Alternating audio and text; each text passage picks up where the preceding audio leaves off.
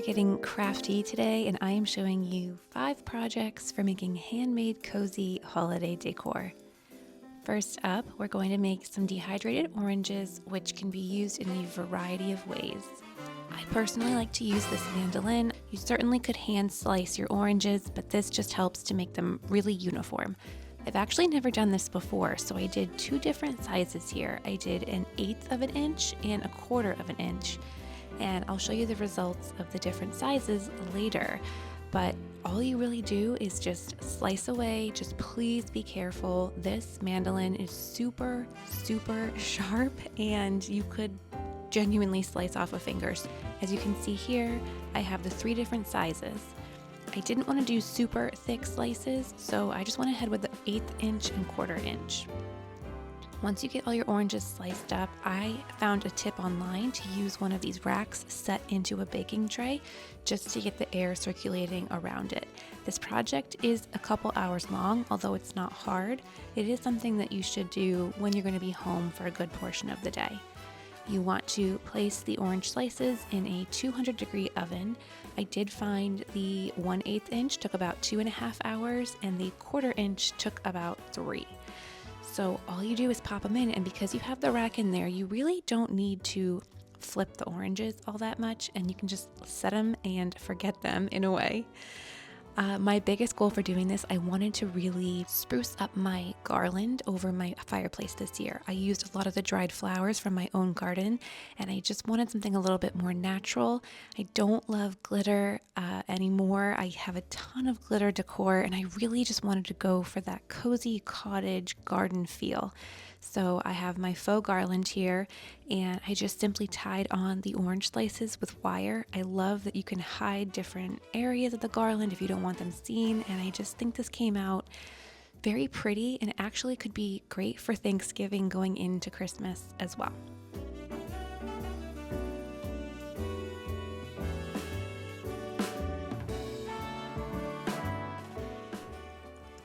This next project is super fun. You basically are taking patterned paper and updating a photo mat. So you could use an existing photo mat that you already have. I did purchase new ones just for the purpose of the project. I do have all the materials linked down below. And then I went and picked out some patterned paper. This entire pack was from Amazon, and it's so cute for holiday. I printed out artwork, which I did link down below for you too, in case you want these exact pieces. But simply all you do is you take some spray adhesive, and you do need an X-Acto knife. It works a little bit better than just scissors, and you spray your adhesive. I used a mat here. This is my quilting mat. I use one side for projects like this and the other side for fabric. So definitely protect your surface with this, because it does spray a little bit further than I thought. But you take your X-Acto knife, and it doesn't have to be perfect because we're just going to fold the paper over. So that's why I freehanded it, just to save some time. This project is actually super fast once you get the hang of it.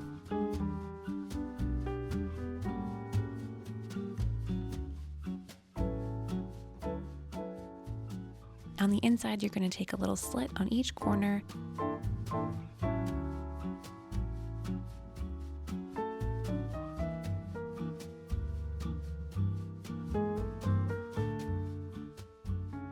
And then for the outside, you're gonna do a little slice just to cut off the corner. You wanna leave a little bit of room. You don't wanna cut all the way to the corner here.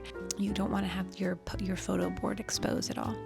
And then because you've already sprayed the spray adhesive on the paper, you can just fold it over and press down. My one tip with that spray adhesive, you definitely want to let it sit for at least a minute so that it can get really tacky and sticky. If you go ahead and just spray and start to fold, you're going to have some difficulty getting the paper to actually adhere to the photo mat. So big tip, spray your paper, let it sit for about a minute, and then go ahead with the rest of the project.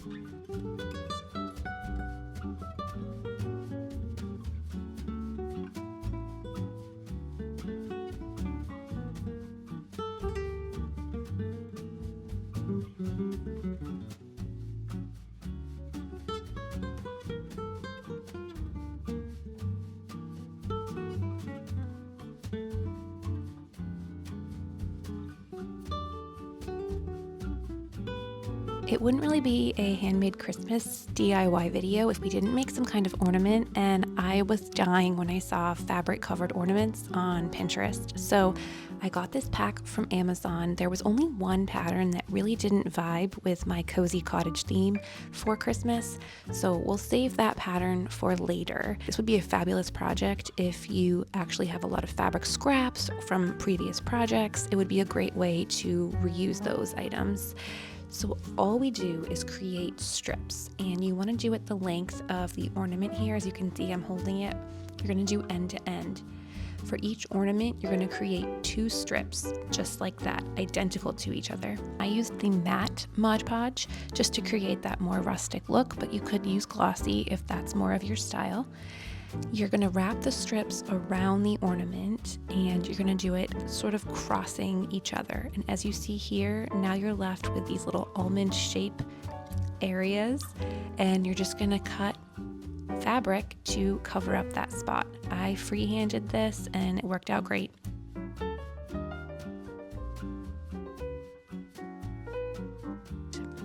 I also wanted to go for more of a gold, warm, cozy feel, so I used a little bit of antique gold rub and buff on the little ornament toppers. Once I did my first ornament, I decided it would be best to do an assembly line since I was covered in glue.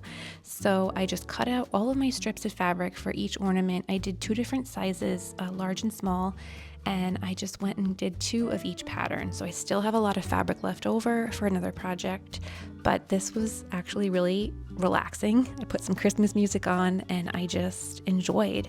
I love the rustic look of them. They're not perfect. There are little wrinkles, there are little frayed edges, but I actually think that gives it so much character. And I wanted to add a little bit of charm, so I put some velvet ribbon on the ornaments so I can hang them.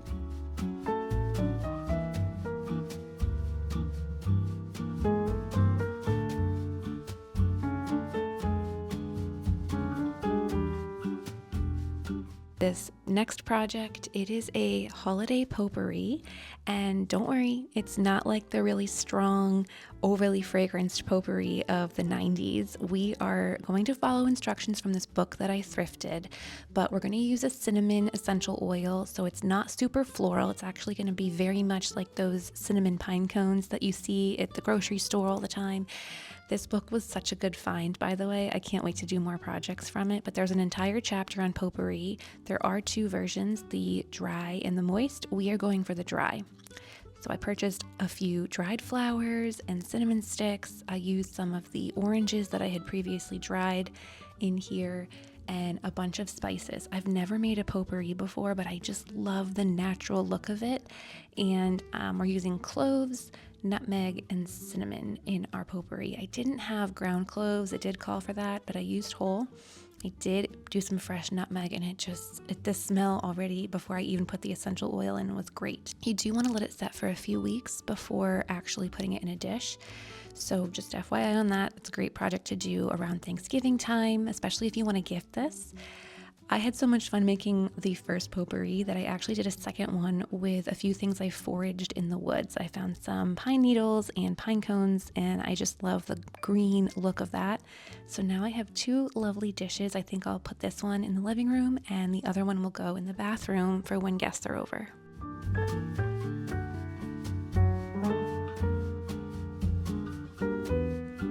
I love my cocktails, especially around the holiday season, and I love to give people a fun drink when they're over. I'm going to do a little bit of a small, quick craft with these cocktail sticks. They're beautiful on their own with the gold, but I found these adorable ceramic beads at Michael's, and I just thought they felt so unique and different. As you want to be very careful about the type of glue that you use.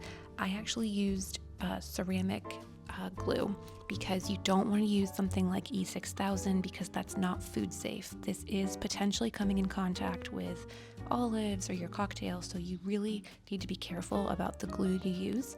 But this was so simple. I think it took me 5 minutes to make these 2 sets of cocktail picks, and they're just a little something extra and fun. They actually would make an adorable gift. You could tie them with some velvet ribbon and give them to a friend with a nice bottle of alcohol. So this was super cute.